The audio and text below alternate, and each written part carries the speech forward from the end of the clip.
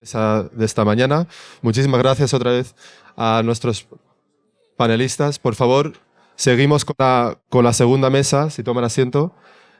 Ahora, habiendo hablado de innovación, de crecimiento, de renovación, de cómo mantener vivo el legado en España del sistema industrial, pasamos obviamente al motor importante de esto, que es la inversión y las operaciones que impulsan este crecimiento. Tenemos con nosotros 4 panelistas y un excelente moderador, que es Jorge Manrique, especialista en compliance y gobernanza y además profesor de Derecho Mercantil. Muchísimas gracias por estar aquí con nosotros hoy y el micrófono creo que se lo paso a Angels. Gracias. Gracias. Gracias. Bueno, pues lo primero, saludaros a todos, dar las gracias a los organizadores, especialmente a Fernando por contar conmigo para esta mesa. Yo creo que muy bien traída en el sentido de construir el ecosistema realmente de lo que tiene que ver con esa inversión en las empresas, esas operaciones de adquisición, de reestructuración en definitiva que necesitan de diferentes profesionales. Yo creo que hemos reunido aquí, por un lado, una parte muy importante que es la parte jurídica, Broseta, que además estamos en su casa, y se me olvidaba dar las gracias también por la acogida y por estar aquí tan a gusto y en un sitio tan bien para este menester. También tenemos una empresa de valoración, ¿no?, que es un elemento también clave, ¿no?, en la cuestión de todo el desarrollo de estas operaciones. Y tenemos también pues, dos empresas o 2 gestoras de inversión, que es la otra gran pata, ¿no?, en todo este negocio. Entonces, con este ecosistema vamos a construir esta mesa. Tenemos 45 minutos. La idea es que sean intervenciones cortas. Vamos a tratar de estructurarlo como en 3 rondas, no muy extensas, con la información que tenemos sobre la actividad que desarrolléis cada uno de vosotros. Y bueno, pues yo os pediría eso, concreción y bueno, pues ir al grano de la cuestión y apoyaros dentro de lo que la confidencialidad permita en casos reales, ¿no? Porque yo creo que es lo que nos va a aportar más valor y construir desde aquí pues lo que podemos ofrecer o lo que podéis ofrecer los 4 operadores realmente a muchas de las empresas que hoy están aquí. Yo os voy a hacer una introducción breve de cada uno y os introduzco con las preguntas, casi mejor de uno en uno. Y bueno, quería empezar por Joaquín Giraldez, socio director en Broseta de Fusiones y Adquisiciones. Bueno, también tuviste un paso breve, ¿no?, un par de años por una empresa también de inversión, con lo que creo que conoces esto desde 2 puntos distintos del juego, ¿no?, del negocio. Y la primera pregunta que quería hacerte, voy a dejar que hagas tú la introducción realmente de Broseta. Yo, como profesor de Derecho Mercantil, hablar de Broseta, estar en casa de Broseta es una cosa que siempre gusta, ¿no?, porque es un despacho de referencia, pero te lo dejo a ti, que realmente vas a podernos poner más en valor cuáles son esos elementos diferenciales, tanto de Broseta, particularmente en tu casa, como el abogado, ¿no?, especialista en estos procesos de reestructuración, de compra, de lo que fuera, y también apoyados en esas operaciones de financiación. Valores diferenciales de Broseta, ¿qué aporta ese profesional en todo este proceso, ¿no? Muy bien. Aquellos que no conozcan Broseta fue un despacho que precisamente este año cumple 50 años, que fundó el profesor Broseta, una figura del derecho mercantil, discípulo del profesor Garrigues. Somos una firma de casi 300 abogados, estamos presentes en Valencia, somos de allí, pero luego dimos el salto a Madrid, también estamos en Barcelona, en Lisboa, en Zúrich, y somos pues, prácticamente 300 abogados que cubren todas las áreas de práctica. Hacemos lo que hace un abogado clásico, pero también tenemos otras áreas que ayudan a la industria en la obtención de ayudas. Ahí hemos sido muy activos, particularmente en el sector automovilístico también. Y en el área de compliance, como saben ustedes, cada vez más relevante, ¿no? Yo lo que quería aportar a esta jornada es la visión de un abogado que hace operaciones de M&A. Estoy felizmente acompañado con actores con los cuales coincidimos muy a menudo en las operaciones, porque lo que percibimos en el M&A industrial es que hemos saltado claramente de otra etapa, ¿no? Ya no se trata de comprar una fábrica o una filial de una compañía, sino de adquirir capacidades. Lo que estamos visionando es gente que lo que está persiguiendo cada vez más es pues, adquirir una capacidad que no tiene, digital, tecnológica del tipo que sea que le permita ser mucho más competitivo. Si a eso añadimos todo lo que ha venido ocurriendo últimamente, particularmente este año, ¿no? La situación geopolítica. Todos esperábamos un año 2025 maravilloso en operaciones de money, llegó el señor Trump y no sabemos qué ha pasado. Estuvimos hasta Semana Santa, yo creo, todos parados, todos los despachos. Ese riesgo geopolítico lo veníamos viviendo y lo seguimos viviendo, ¿no? A eso le unimos lo que decían los otros ponentes, ¿no? Esa presión regulatoria, a veces asfixiante, que afecta a las operaciones de money, o aspectos como la transición energética, etcétera, lo que ha hecho, en definitiva, que las operaciones corporativas que estamos haciendo sean mucho más complejas que antes. La operación de money de antes, de hace unos años, y la que estamos viendo ahora, no tiene nada que ver. En nuestra opinión, todo se ha complicado más y requiere de todos, del abogado también, una visión mucho más elevada que no la redacción de un contrato y el asesoramiento limitado que se prestaba entonces, ¿no? Sí, yo creo que es un poquito la primera cuestión, ¿no? Pues yo diría, paso a Patxi, ¿no? Por seguir una idea de lo que podría ser ese proceso, ¿no? Porque yo tengo la idea de que esto empieza mucho antes, ¿no? Y el profesional empieza con ese trabajo previo de esa empresa que se está plantando este mecanismo de inversión, cómo prepararse para enfrentar esto. Y aquí la otra gran cuestión que tiene que ver, que es la gestión de riesgos, y ahí el primero, diríamos, sería la cuestión de la valoración. Una valoración no meramente financiera, sino una valoración integral, ¿no? Que es lo que vosotros desde vuestra empresa desarrolláis ya con mucha experiencia, y creo que es un elemento que se hace muy necesario, ¿no? Porque al final tú verás la cuestión, ¿no? de cómo arrancas, ¿no? Dónde empieza el elemento de conversación, cómo me objetivas esto. Entonces, me gustaría que nos hicieras primero, poner en valor realmente tu rol como operador desde vuestra empresa, de As Valuation, ¿no? Y cómo trabajáis por establecer esos parámetros, ¿no? Más objetivos para sentar o iniciar esas conversaciones tendentes a una operación de un tipo o de otro. Nosotros hace 26 años que funcionamos, es una compañía pequeña muy especializada, cada vez más. Empezamos veniendo del mundo industrial y venimos de la valoración de empresas, y hemos evolucionado a valoración de empresas de modelo, no normalmente solo para procesos de inversión, sino para diversificación, salidas, entradas de socios, y hemos evolucionado principalmente a la valoración de activos intangibles y modelos enteros, incluso testeados y contrastados con inteligencia artificial cada vez más. Llevamos más o menos unas 850 operaciones de valoración de todo tipo de activos, contratos, derechos de autor, derechos legales, empresas enteras, acciones, herencias, que muchas veces va todo cruzado en una operación de compraventa. Y siguiendo con lo que dice Joaquín, nosotros somos un 20% de lo que hacemos es valoración para compraventas, porque es un sector muy especializado y normalmente necesita un expertise muy determinado, pero lo que sí aportamos a este tipo de operaciones es una visión integral que suele ser de 420 grados. O sea, la diferencia está en que, y siguiendo lo que dice él, el cambio es tan sustancial que muchas veces estás adquiriendo capacidades y estás viendo aspectos que son intangibles completamente y que no aparece en ningún balance financiero. Obviamente estamos en regulación cada vez más, estamos en la parte financiera desde el punto de vista estructural, pero lo que sí vemos es que muchas veces el negocio industrial ya tiende a la propiedad intelectual cada vez más, en donde la inteligencia artificial ha cambiado prácticamente, es otro paradigma, y ha cambiado también una visión de lo que tiene que ser una empresa industrial, que esto me parece muy importante también. O sea, la industria, como se ha entendido hasta ahora, tiende a desaparecer y pasamos a una industria ecológica, limpia, sostenible de verdad, no greenwashing, y que beneficia al conjunto de actores que tiene, que son la parte social y la gente que la vive y la que, digamos, la sobrevive, que a veces también ocurre eso.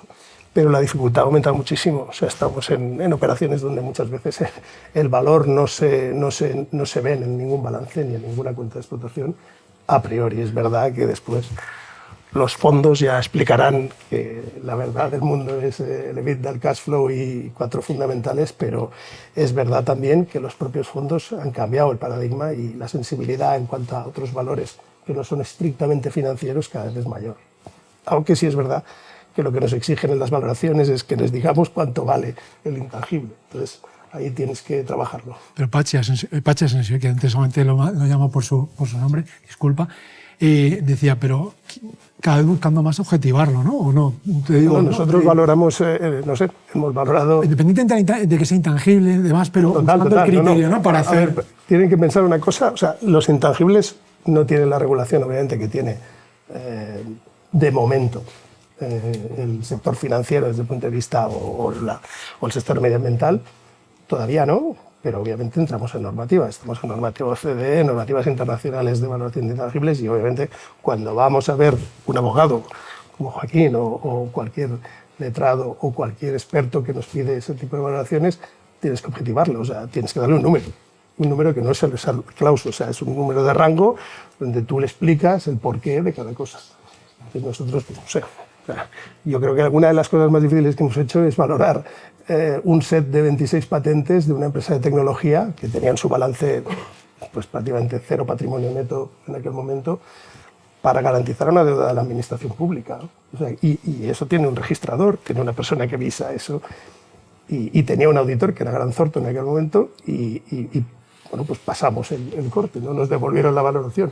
Hemos hecho cosas con la CNMV aquí, no necesariamente cosas grandes, en donde la valoración intangible ha ido anexa al valor de la compañía para explicar que vale una marca o que vale, por ejemplo, determinados fondos de inversión de renta fija o de renta variable que están en un balance y tienes que darles un precio a la renta variable de hoy para dentro de un mes.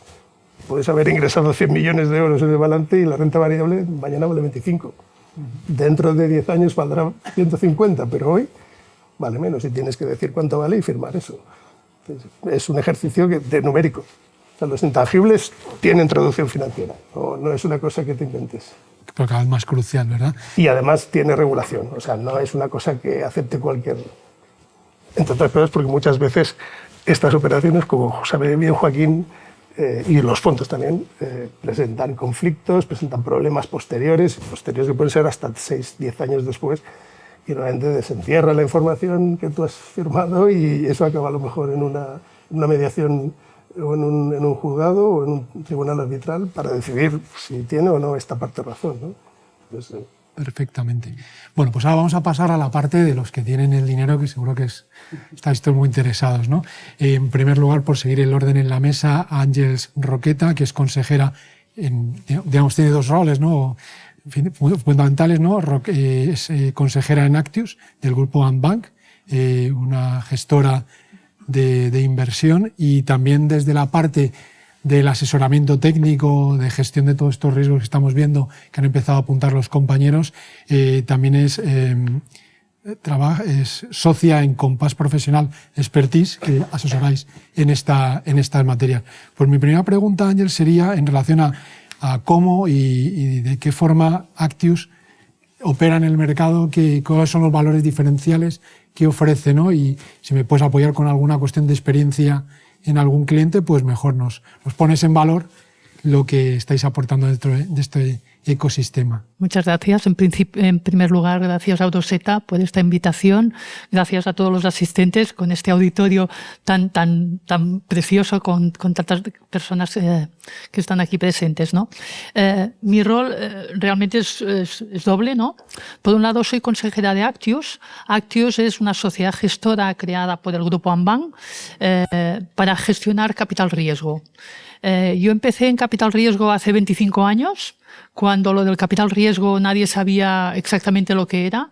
Realmente hacíamos capital riesgo para pequeñas y medianas empresas. Continuamos haciendo esto para pequeñas y medianas empresas. Es nuestro gran reto, de alguna manera. Evidentemente no estaba en Actius, estaba en otra firma vinculada a una entidad financiera. En el caso de Actius, que es una sociedad gestora más reciente, lo que sí que han visto, o lo que sí que es que había una necesidad de crear un vehículo que aglutinase de alguna manera la necesidad de inversión que tiene la industria con la voluntad de algunos inversores de invertir de alguna manera en inversión alternativa. Yo os diría antes, hace muchos años, que ya tengo unos años, cuando una industria, por ejemplo, textil, ganaba mucho dinero, automáticamente pues compraba un edificio entero y aquello era para viviendas, tal. Esto ahora, en estos momentos, primero la vivienda ya no tiene que ser un bien de inversión, o hay como una política para hacer esto, para intentar limitar esta vía de inversión, pero sí que hay una serie de inversiones alternativas y con gran potencial, que es el de la industria. En España tenemos una industria pequeña de tamaño y esto se ha repetido hasta la saciedad. O sea, en Alemania la pequeña y mediana empresa hay menos de las que tenemos en España y en cambio en medianas y grandes hay muchas más en Alemania. ¿Y por qué? ¿Por qué necesitamos un cierto tamaño? En temas de energía, en temas de sostenibilidad, en temas de fiscalidad, en temas de exportación, en temas de regulación. Necesitas cierto tamaño para tener, primero, talento, porque aparte de capital se necesita talento, y si no tienes esta dimensión no puedes abordar estos problemas. Entonces antes, un poquito la industria, que durante un tiempo también fue el patito feo, todo el mundo se iba a otros business que eran más interesantes, como era el de promotor inmobiliario, la industria por un lado ha hecho también una reflexión, necesito tamaño para acometer exportaciones, para poner filiales fuera. Segunda cosa, al industrial antes le hacía mucho miedo el dejar de ser él el propietario, ¿vale? Tenía como una aversión a decir, no, yo prefiero endeudarme que no incluir un socio, o incorporar un socio o incorporar varios socios. La deuda está muy bien, es más barata que poner un socio, pero cuando llega una crisis que cada 6 o 7 años van viniendo, o cada 10, automáticamente aquella empresa que está endeudada no aguanta aquella crisis. Y por tanto las crisis también nos han enseñado, es decir, ¿qué hacemos? ¿Buscamos más financiación o buscamos una financiación estructurada que nos acompañe, que estén a nuestro lado? Y eso cada vez se va viendo más. Entonces, por un lado, la dimensión de las compañías hacen que sea más necesaria dimensionar de forma más grande, y una buena operación suele ser, pues esto, una compañía compra otra y gana el doble de tamaño. Si yo voy a comprar, soy una empresa grande y compro una pequeñita, pues lo puedo hacer con recursos propios. Pero yo las últimas operaciones que hemos hecho de la mano de Broseta y otras que estamos haciendo y que estamos lidiando, te encuentras que una compañía que factura 100 compra otra compañía que factura 100. Esto no se puede hacer con endeudamiento bancario. Esto no es recomendable hacerlo con endeudamiento bancario. Esto hay que aportar un socio. Y tienes que tener el músculo financiero de alguien estructural, que tiene que ser una SCR, un fondo, o tienes que tener esta visión a largo plazo. Cuando me preguntabas qué hacen en Actius, o qué hacemos en Actius, yo soy consejera independiente, tiene esta gestora y debajo hay distintos vehículos, cada uno adaptado de forma distinta. Y hay una cosa que me anticipo, y no quiero coger mucho tiempo, pero lo que estoy viendo, y no sé si es tendencia, o no sé si después tú lo puedes corroborar, que algunos industriales o algunos empresarios que han vendido y que por tanto recuperan capital porque ven que no tienen sucesión, porque los hijos no están por la labor. Cuando recuperan capital, una de las posibilidades es hago una SCR propia o vinculada a otro proyecto con más gente, invierto. Y esto lo vamos a ver después con el caso de SEAT o con muchos más casos. Estás viendo que el industrial, que es industrial, no se pone a hacer de rentista, le gusta la industria y por tanto reinvierte. Yo digo, esto es la economía circular de la financiación. No sé, me invento esta palabra, pero es muy, muy interesante este fenómeno y lo estoy palpando, ¿no? Y lo estoy viendo en ejemplos de estos recientes, ¿no? No sé si ha servido para introducción o para generar un poquito más de entorno y situación, ¿no? Que se trata también de poner en valor lo que vosotros podéis ofrecer también a los asistentes en ese sentido. Entonces yo creo que es una buena forma de dar a conocer, al fin y al cabo es divulgar, claro, pero también plantear opciones de negocio. Pues al extremo ya, vamos a... ¿sí? Perdona, ya lo tienes, ¿no? Vale, pues que presentar a Miguel Castilla, que es CEO en Indes Capital. Bueno, también es consejero en varias empresas industriales, con lo que tiene la visión también de estar en la empresa y poder requerir o no esas situaciones de financiación, aparte de máximo directivo en una empresa gestora de inversión. Y a mí una cosa que, por continuar y también poner en valor lo que es Index, a mí una cuestión que me llama la atención de lo que he tenido noticia y conocimiento es siempre en estos procesos de inversión, ya sea por control y supervisión del dinero que se pone, como por ayudar en la gestión, hay una progresiva involucración de estas sociedades gestoras en lo que luego puede ser la gestión de las empresas. Index es una una gestora que tiene a gala ofrecer e involucrarse de una forma algo más intensa, vamos a decirlo así. Entonces me gustaría, con toda la libertad del mundo, que nos pusiese en valor Index, y en particular me interesa esa cuestión también de apoyo, que no es solo la parte financiera, porque es una pata importante de vuestro servicio realmente al empresariado. Ok, oye, muchísimas gracias a Broseta por invitarme, a la gente que ha organizado este evento. Soy socio fundador de Index Capital, que somos un private equity middle market que compra compañías. Estábamos en un sector de 1 o 4 millones de EBITDA, ahora hemos subido a 3-7 millones de EBITDA. Nosotros, os voy a intentar explicar muy rápido cómo pensamos un private equity middle market, que nosotros al final lo que compramos son compañías medianas. El private equity en el middle market lo que hace es intentar consolidar y meterse en sectores que no son muy grandes aún, ¿no?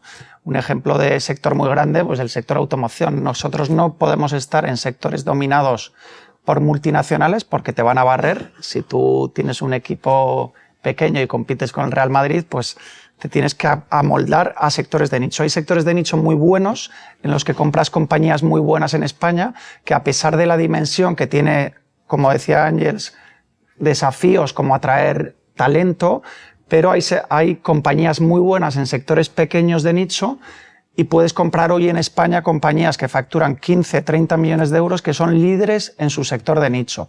Nosotros solo entramos en esos sectores de nicho y compramos un líder. Nosotros no podríamos comprar una empresa de 40 millones de euros que está en el sector de automoción en Tier 3, Tier 4, porque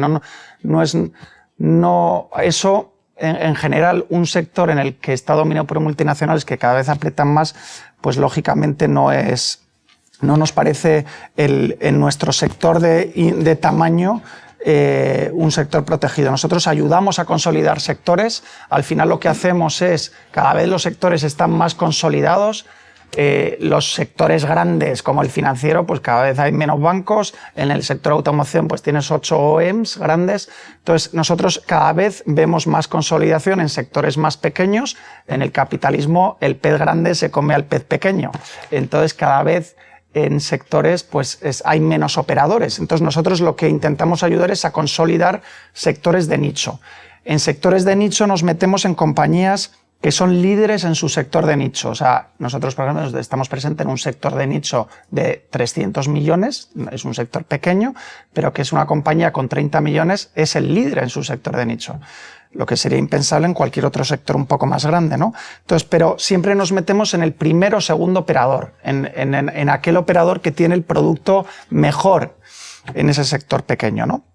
Cuando nos metemos en un sector, decías antes que nos metemos mucho en la gestión, es verdad que casi todos los private equities decimos que intentamos meternos en la gestión, pero es así. O te metes en la gestión, o te metes a entender bien un sector, o te van a barrer, o te pueden engañar, o puedes no enterarte de nada. Entonces, es muy importante rodearte de la mejor gente del sector.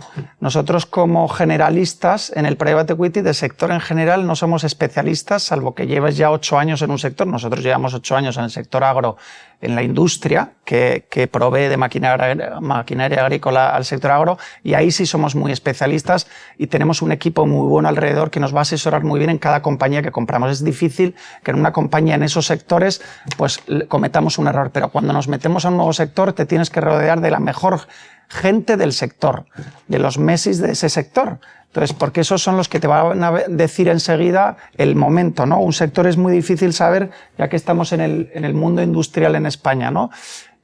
Hay que saber exactamente la competitividad que tienes tú en ese sector muy concreto, ¿no? Hemos hablado antes de los costes energéticos, oye, los costes de personal, oye, la divisa, el euro-dólar, estás en una cosa muy concreta y la competitividad que tú vas a tener en ese sector en concreto tienes que saberla muy bien. Ha habido sectores que todos conocemos que se han deslocalizado, pero ha habido compañías que han hecho muy bien eso, ¿no? China hace tiempo nos decían que no, que solo copian y que esto se acaba o no. China en muchísimos sectores nos ha barrido a Occidente, Alemania tiene un problema ahí, Europa tiene un problema ahí que tenemos que afrontar en la industria aquí. Y en ese sentido, nosotros en muchos de los sectores que estamos nos hemos metido más en sectores que han sabido importar desde China con proveedores muy buenos, pero han defendido lo que es aquí el know-how que tienen, tanto la distribución como todo lo que es el diseño de esa innovación para simplemente fabricar fuera, ¿no? Entonces yo creo que cada sector es un mundo, hay que meterse a entender muy bien cada sector.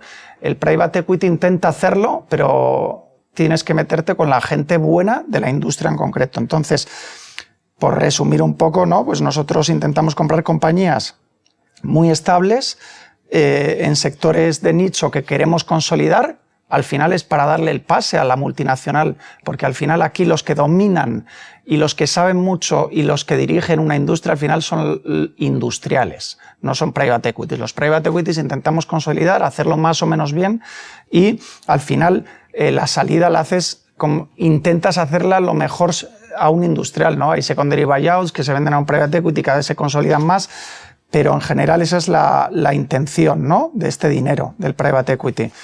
Por último, decir que, bueno, que los flujos de caja estables en cualquier operación de private equity, por decir una última cosa que nos interesa a los private equities para que entendáis cómo pensamos, ¿no? Pues al final es verdad que el private equity suele comprar algo apalancado, y entonces se diseña una estructura financiera acorde a los flujos de caja que genera eso, y la estabilidad de unos flujos de caja es muy importante para cualquier private equity, ¿no? Entonces, oye, sectores con volatilidades muy altas, ¿no? Con betas muy altas, no son acorde, no son el activo ideal para este sector. Pues el sector moda, pues oye, el sector moda tiene una beta y una volatilidad más alta, ¿no? O sectores más estables o con downside de escenarios más protegidos, pues son los ideales. Muy bien, pues muchas gracias. Joaquín, por darle una vuelta ahora, para que todo este proceso de compras, ¿no? Fusiones, digo, operaciones societarias combinadas con financiación o no, ¿cuáles serían los riesgos que te encuentras y cuáles son las claves para desarrollarse y llevarlo a buen término, ¿no?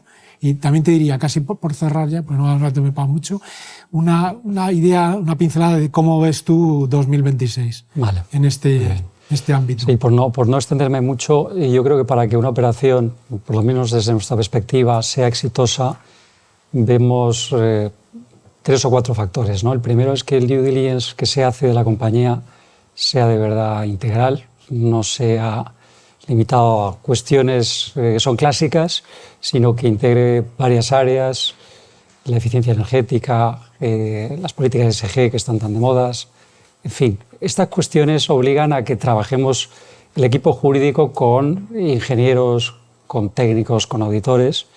Ensamblar un buen equipo y hacer una buena due diligence es crítico. En segundo lugar, os diría también que es muy relevante que el contrato refleje bien esa volatilidad que muchas veces ves en la operación e incorpore cláusulas que sean flexibles y ajustes que permitan encapsular el riesgo, ¿no? Es difícil, es labor del abogado, pero es una base importante del éxito. En tercer lugar, insisto, y estoy de acuerdo con lo que decían los otros ponentes, el marco regulatorio. Yo creo que el marco regulatorio es un factor de riesgo tan importante como el financiero hoy por hoy. No sé si ustedes han leído el informe que presentó el señor Leta, Enrique Leta, la semana pasada. Hacía un análisis, ¿no? de lo que supone invertir en el Mediterráneo y hacía una comparativa entre España e Italia, las dos potencias, ¿no? Y daba datos, ¿no? de lo que suponía iniciar de cero una planta industrial en España o en Italia. En España daba un dato y decía que eran 2,18 años lo que se tardaba en hacer esto, ¿no? Entonces, bueno, nuestro sistema autonómico, en fin, tan descentralizado, pues hace que se creen líneas grises donde es difícil moverse. ¿Qué tiene que hacer el abogado ahí? pues, anticipar ese impacto y traducirlo en soluciones, que es lo que nos pedís todos los clientes, ¿no? Y luego, por último, el post-closing. El post-closing es verdaderamente importante también. Es decir, que nosotros lo que vemos en el sector industrial es que al tratar de integrar la cultura del comprador con la del vendedor, mezclar los procesos de uno y otro, eso aparte de requerir previsión jurídica, pues hace que sea necesario también anticipar soluciones que eviten pues, que esas sinergias con las que todo el mundo cuenta en el modelo de verdad se materialicen, ¿verdad? Y sobre todo que no surjan los conflictos, ¿no? Que suelen surgir de esa manera rápida, ¿no?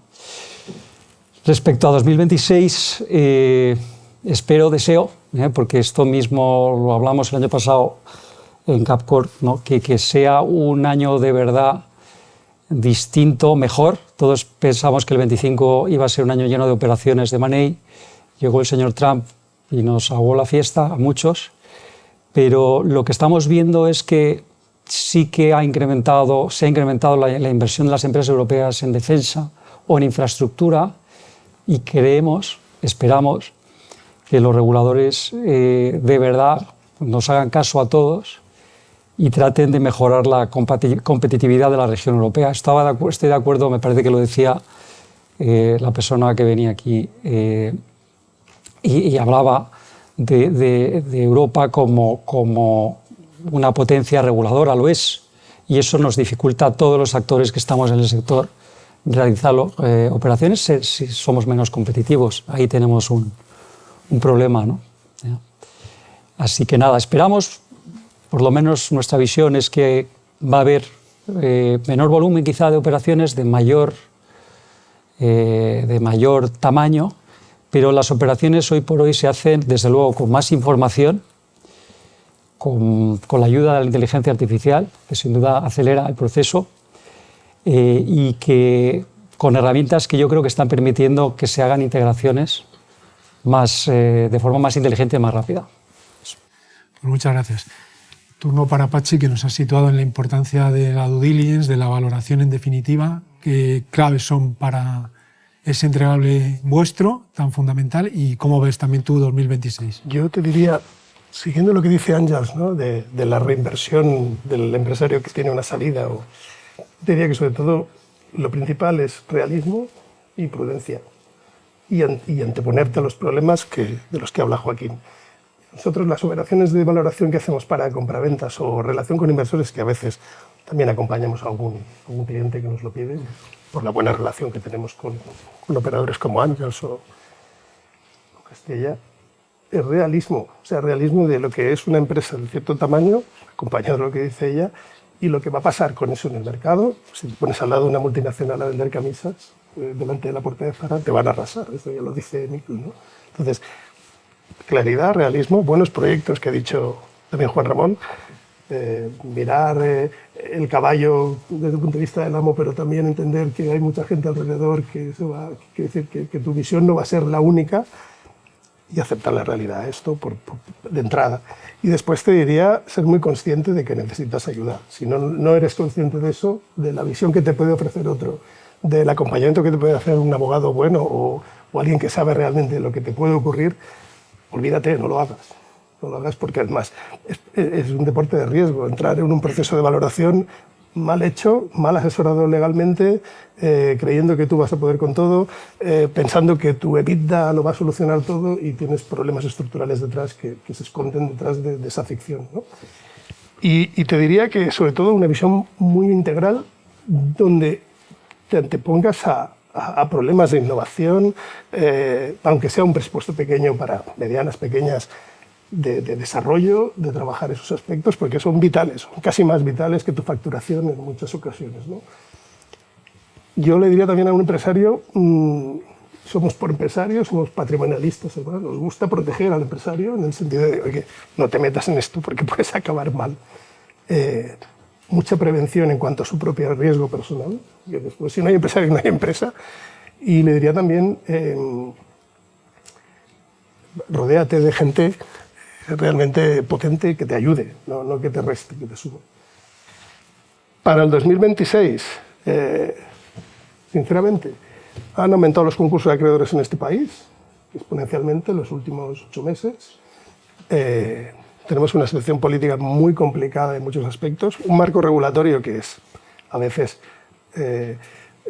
extenuante para las medianas y pequeñas empresas y también para las grandes, porque alguien ha dicho lo del marco regulatorio en ESG, pero también es verdad que tenemos una situación país pues, bueno, que se apoya en muchos sectores que son crecientes, hay cosas que van muy bien, otras que van muy mal, pero en resumen sería dinamización de la economía en cuanto a facilidades a la generación de empleo, facilidades, incentivos a las empresas, que no colgarse el dinero público, que eso es otra cosa, ¿eh? No quiere decir que tengan que subvencionar al 100%.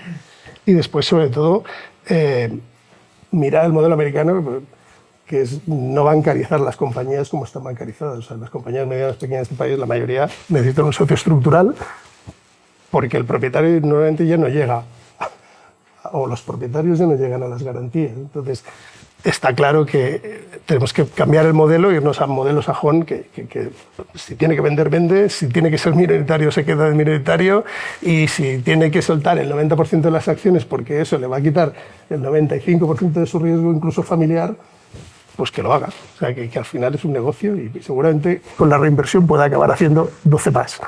Sin menos riesgo, con menos problemática, con menos problemáticas familiares también. Hablaba Cosentino, me imagino las reuniones que pueden ser épicas en familia, ¿no?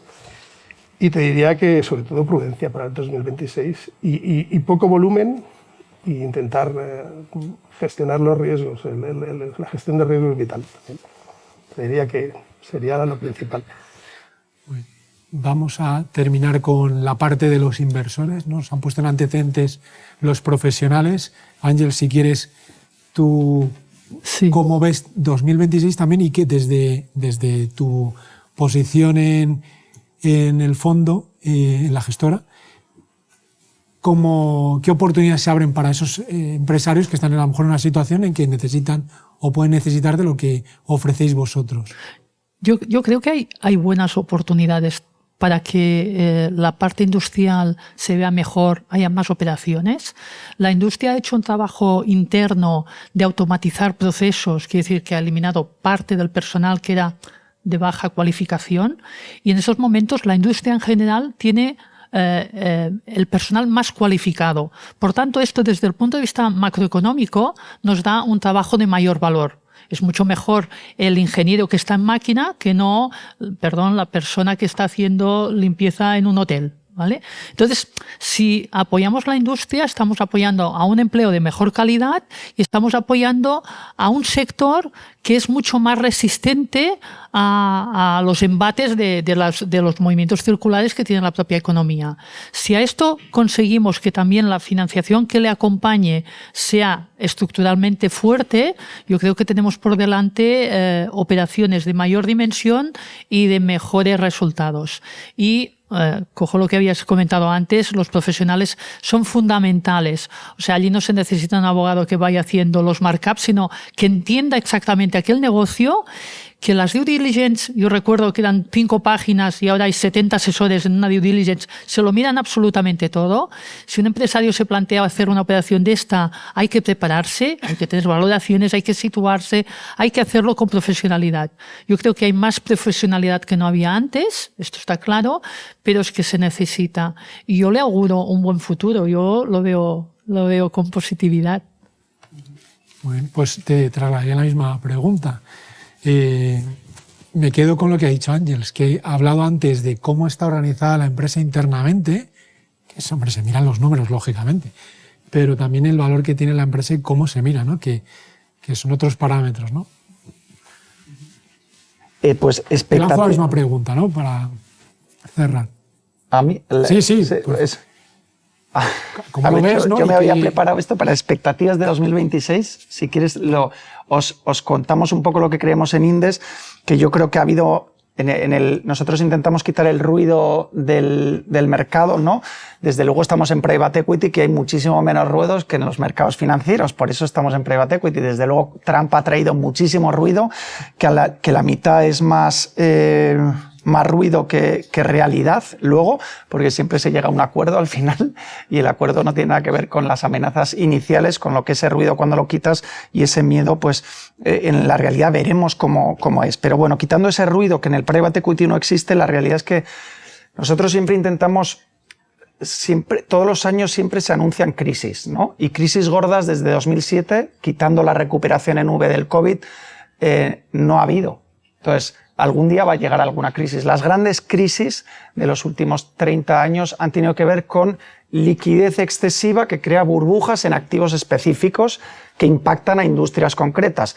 Nosotros las industrias concretas en las que estamos, precisamente las elegimos en su momento muy bien para que no estuvieran expuestas a activos muy expuestos a burbujas. Entonces nosotros estamos muy presentes en el agro, que tiene variables completamente diferentes, aunque el agro es muy estable, todo el mundo piensa que el agro es muy estable, sí es muy estable, pero tiene una volatilidad de clima muy grande, llueve, no llueve, entonces, pero son otras variables independientes de las creaciones de burbujas por liquidez excesiva. Entonces nosotros lo que no nos podemos permitir es no saber identificar una cosa como la ocurrió en 2007, que era una liquidez brutal y pues cuando el 30% de la transmisión monetaria se va al inmobiliario, pues eso no saber identificarlo. Yo estaba hace poco en el IES en una conferencia y digo, ¿cómo no pudimos identificar algo que era tan claro? Y yo creo que el creerse, ¿no? Que cada vez te vas creyendo más, ¿no? Al final va a haber 800.000 familias, 800.000 nuevas viviendas, podemos crear. Entonces, eso es, yo creo, que con lo que hay que ser muy crítico. Si tú sigues el ruido de la sociedad, siempre acabas creyéndotelo. Y en eso hay que ser muy crítico. Y yo creo que lo somos. En la macro la seguimos mucho. Y creo que hoy, en el private equity, no de los mercados, que en los mercados sí creemos que hay cierta euforia y múltiplos muy altos que hay que tener cuidado. Oye, que los puede totalmente justificar la IA, totalmente. Y creemos que no tiene nada que ver con las .com en su momento, nada que ver, porque hay flujos de caja estables ya, no son solo expectativas. Pero en el private equity no detectamos euforia en el sentido de múltiplos muy inflacionados y múltiplos muy hinchados. En ese sentido, nosotros estamos seguros de que van a seguir esos flujos de caja estables en los sectores en los que estamos ya presentes y estamos tranquilos, lo que no quita que en sectores específicos sí pueda haber pues inflación de precios. Muy bien, pues muchas gracias. No sé si hay tiempo, vamos muy justos. Bueno, pues entonces las preguntas en privado en el café o plantaban una.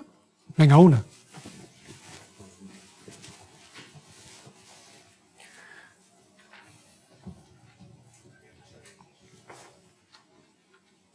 Bueno, a mí me ha encantado, la verdad, porque estoy buscando dinero, como ya lo he dicho.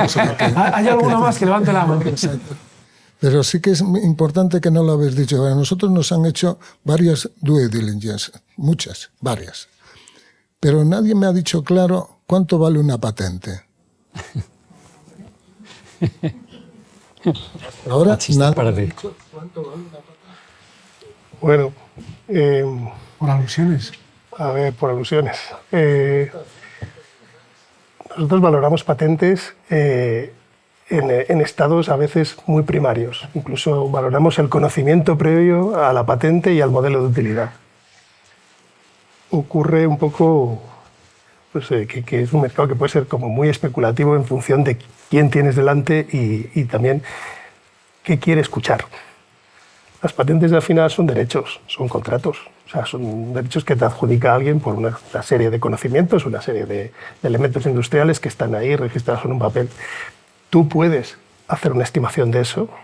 Obviamente, cuando tienes un mercado que ya funciona o que tienes un mercado complementario que ya funciona o algo que ya sabes que está en el mercado y que se va a diversificar en una familia o se va a hacer diferente, tú puedes hacer una valoración bastante más exacta.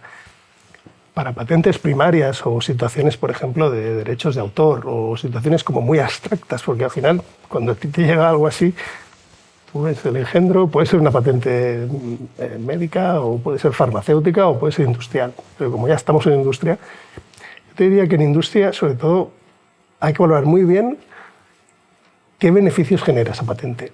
O sea, la aplicación industrial de esa patente. Pues no podemos olvidar que tienes el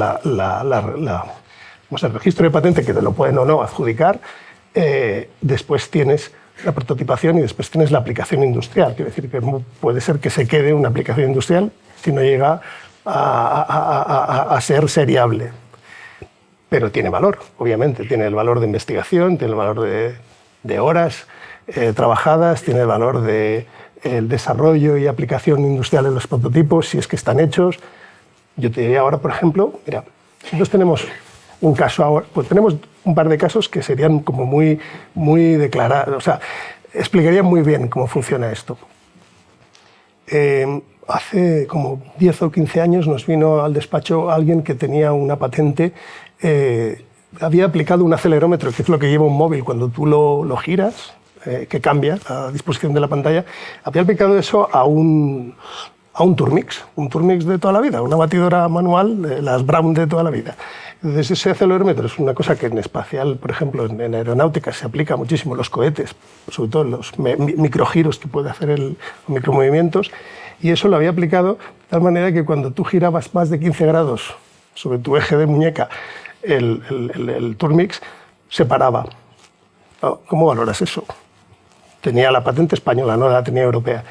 Eso al final lo valoramos por criterio de compañía de seguros, porque investigando vimos que el 80% de los accidentes familiares que se producen en un ámbito doméstico son de problemas eléctricos, que tienen que ver con cortocircuitos, mal uso de los niños en la cocina porque no tienen seguridad y no se para el Turmix, y vimos que tenía cierto valor. Hablamos con varias compañías y al final estructuramos un algoritmo que nos daba un valor para empezar a hablar.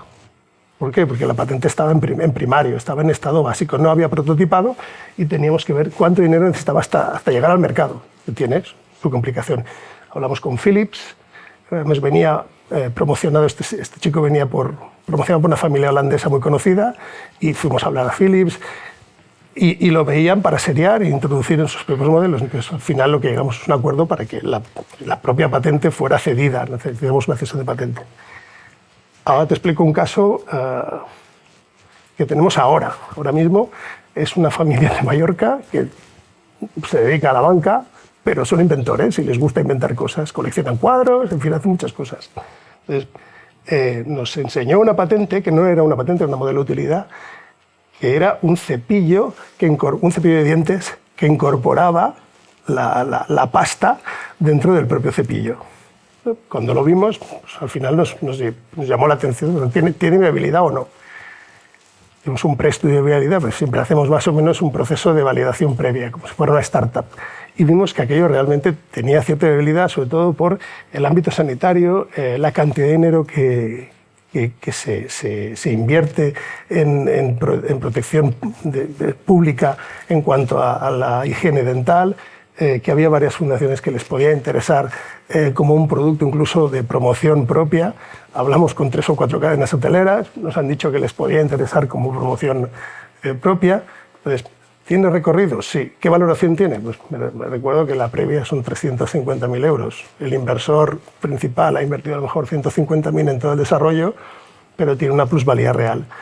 No está prototipada, no está testeada en ventas en el mercado, pero tenemos un halo de interés suficientemente fuerte para pensar que eso, si lo perfeccionas, inviertes algo más de dinero, probablemente lo puedes llevar al mercado, y a lo mejor no es un mercado genérico, pero sí, siguiendo los criterios de capital riesgo, es un mercado de nicho. Pues otra cosa es que somos amantes, somos patrimonialistas y por empresario, pero además y protección del trabajador también, porque si no todavía me dirán que... Pero es verdad, por ejemplo, que cuando tú estudias una cosa así, no le recomiendas a nadie que se vaya al volumen si es un mediano o pequeño empresario. Le recomiendas que haga un nicho y que trabaje el nicho. Entonces, ese tipo de patente, por ejemplo, desarrollada y puesta en un producto en el mercado, probablemente tiene un valor que a lo mejor puede estar rondando los 2 millones, 2,5 millones, para empezar a hablar. Entonces, siempre tiene valor intrínseco, lo que ocurre es que tienes que estudiar de dónde sale eso y tienes que justificarlo, esto es otra. hay que ir a cada caso y al final estás valorando una oportunidad de negocio. Bueno, vamos a continuar las preguntas, todas las que queráis en bilateral, en el café, que aquí está. Gracias.